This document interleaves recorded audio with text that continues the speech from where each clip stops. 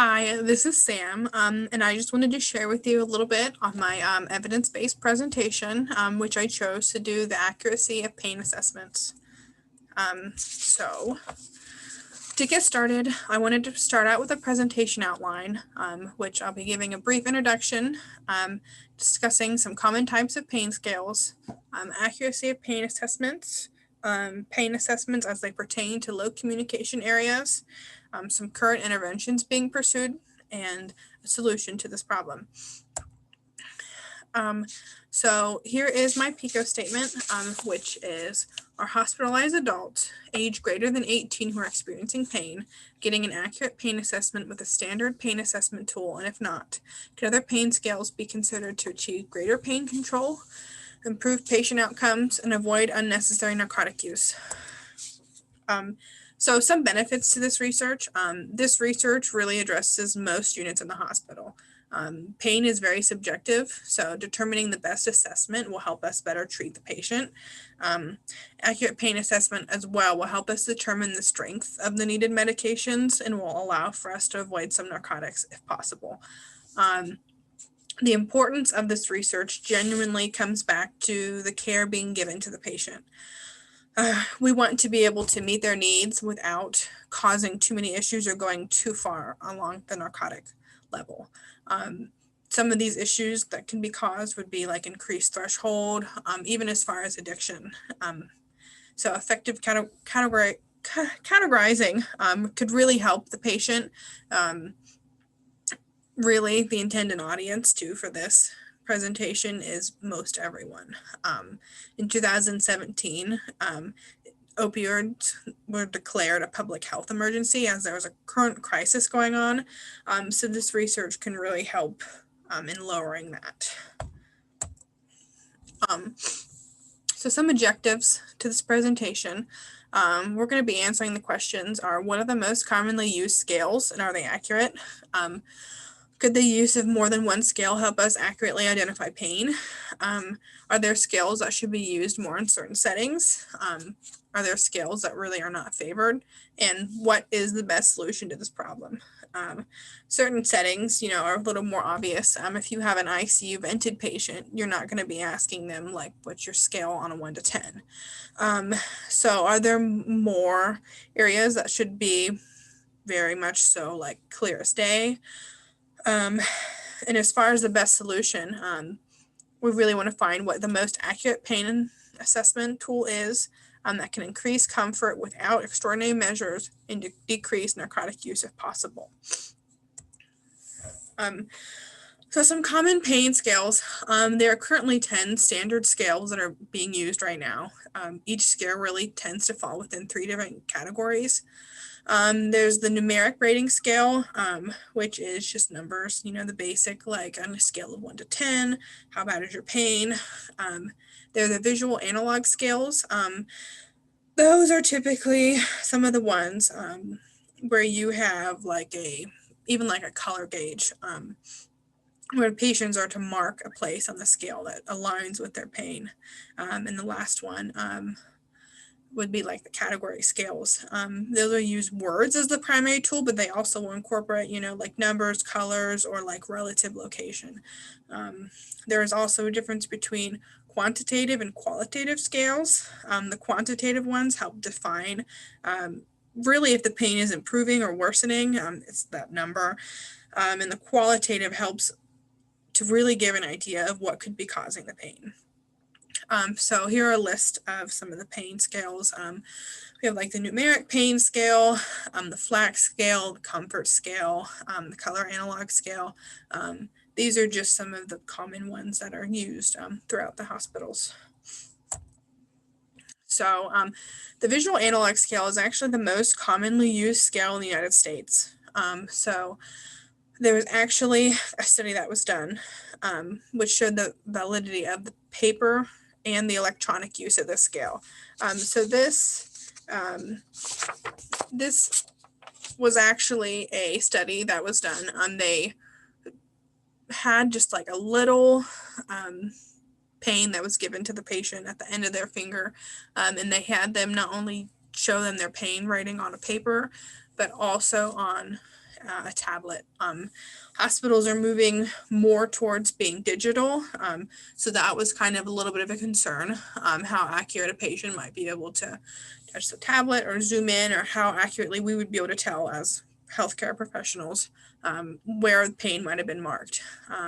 But this study really pulled out that the visual scales are really effective, whether they are on paper or they are on a computer. They're able to accurately assess that pain. So yes, these are two common examples, would be like the faces, or kind of as I showed earlier and talked about, would be like the colors, writing 10 for my worst pain, which is like dark red, or green as in like I'm okay, I'm good to go. So reliability of pain assessments. Research shows that healthcare providers and caregivers really need more training to better assess pain. Chronic pain was really shown to be untreated or undertreated, and acute pain, like specifically in the emergency department, is often either undertreated or over-medicated, especially with older adults. There was even one study that showed patient feedback, which included negative attitudes towards healthcare workers. Patients really felt as if their time was hurried. They felt they were disrespected, and they felt as if they had been labeled drug seeking. So they felt as if their stay was really in their thoughts and their feelings were very unimportant. Studies have also shown that clinicians readily admit that they have deficient knowledge as it pertains to pain. These studies really had shown that although there is some issue with tools, it also really comes back to healthcare workers themselves and their knowledge and their readiness to be able to treat pain and not just look at the patient for what they see.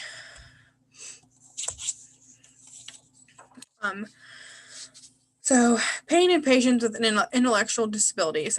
This article is pretty interesting. People who are unable to properly communicate obviously have the hardest time showing their pain, which I felt like this was a pretty good, basis. Although people are able to voice their opinions, that also pulled out some good tips and some ideas as to what we can look for as healthcare workers to really identify this pain. So as I said, pain can be more difficult to interpret in these patients. And one specific study really showed the importance of assessing like baseline for everybody, specifically in this category. But as long as we have that baseline, we can really know what to judge off of. So those who cannot communicate really exhibit pain in a different manner. That being said, some of the ways that a normal person may exhibit pain, such as like crying, grimacing, increased blood pressure, increased heart rate. Some of these patients may not exhibit any of those. They might do things such as laughing, or they might have increased or decreased body movements. So it's really important to know your patient and to know what their normals are, so that when something has happened, you really know whether or not it's normal or it's not.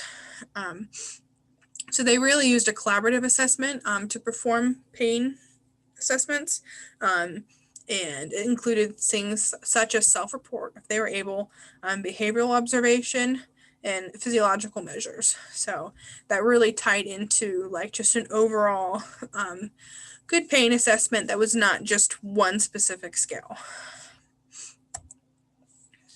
So stroke patients, there was one study that was done to test the reliability of patients who have suffered from strokes. They studied 10 tools to see validity, reliability, feasibility, and responsiveness, with the most commonly assessed tool being the FACES scale. And this scale, granted, stroke patients are a little bit different than somebody who may present in the ER or in the OB unit. This pain scale really had a 50-50 on it being reliable and unreliable. And the study really showed that there is lacking evidence and research that needs to be done. So I thought this was a pretty interesting tool. This was the CAPA tool. It was actually designed in 2012 to replace the numeric scale. There were some studies done that showed patient and nurse satisfaction with this scale as compared to the typical numeric scale. So with this, they had certain questions I asked them, and they were to rate things on a scale of 1 to 6, 6 being the best, 1 being the worst.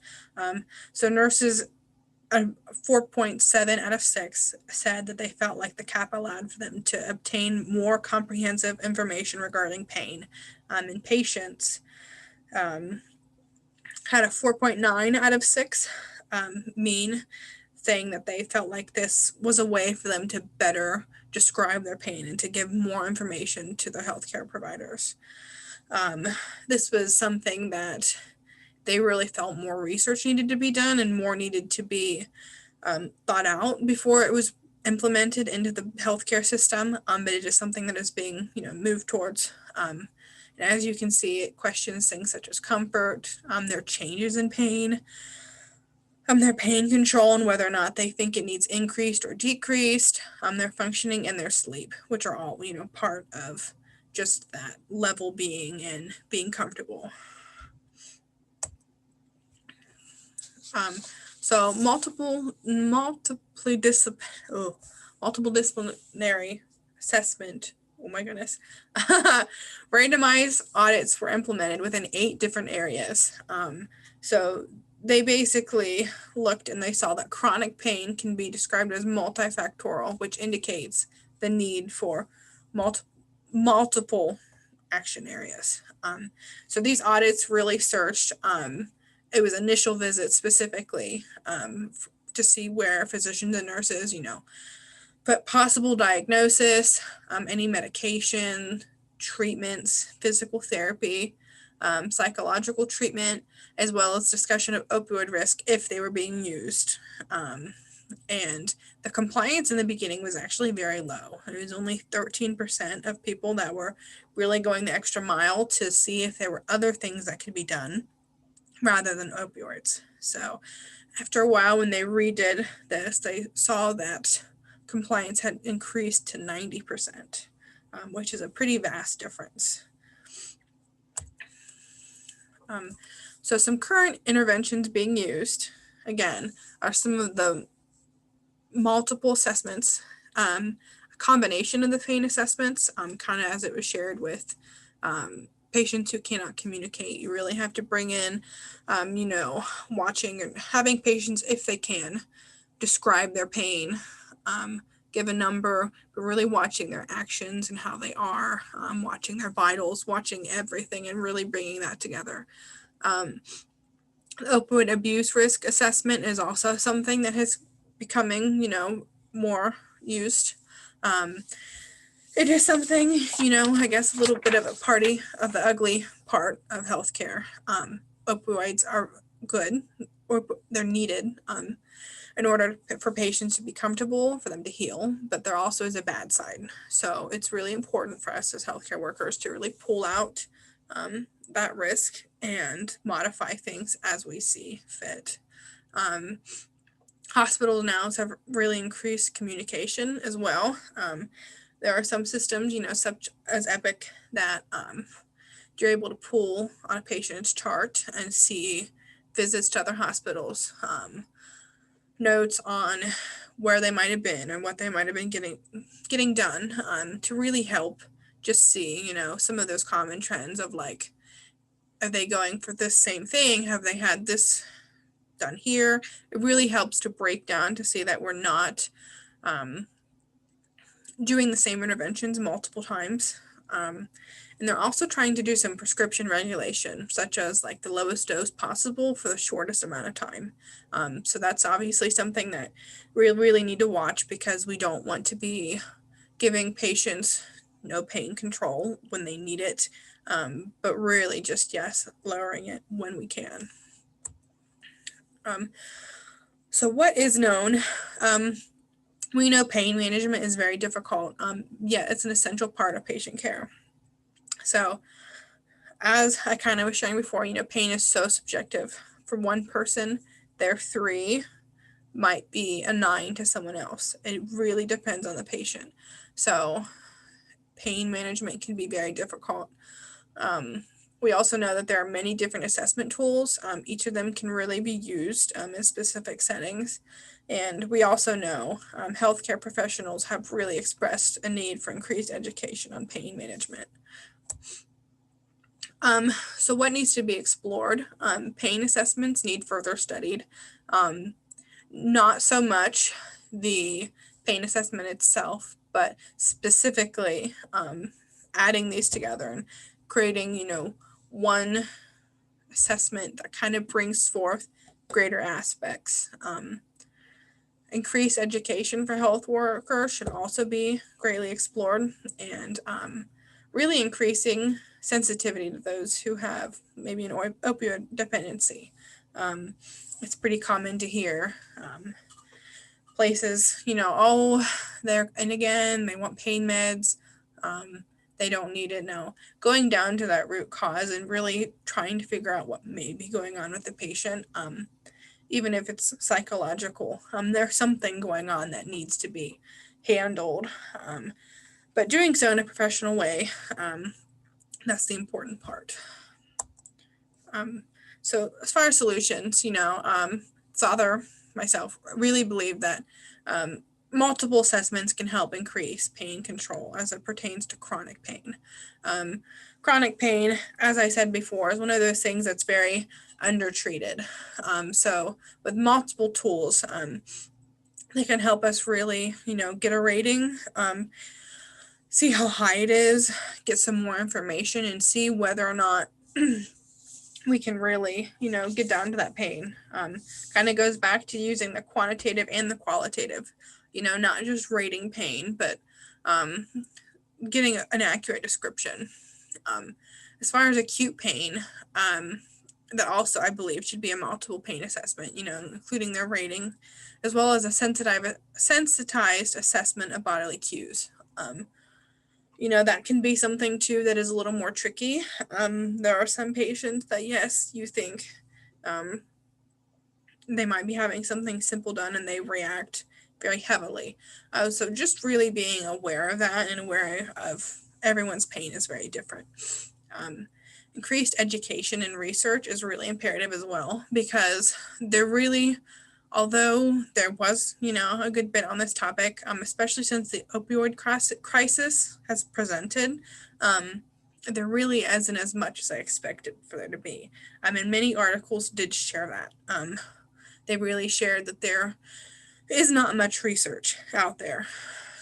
So that is definitely a very important part in order to getting some of these pain issues under control.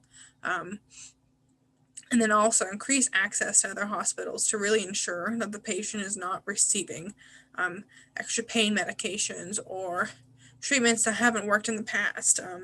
Really just getting down to the root cause of what is going on, what have other hospitals done, and what do we need to do for you. So here are some of my references and the other set, and that is it. Thank you.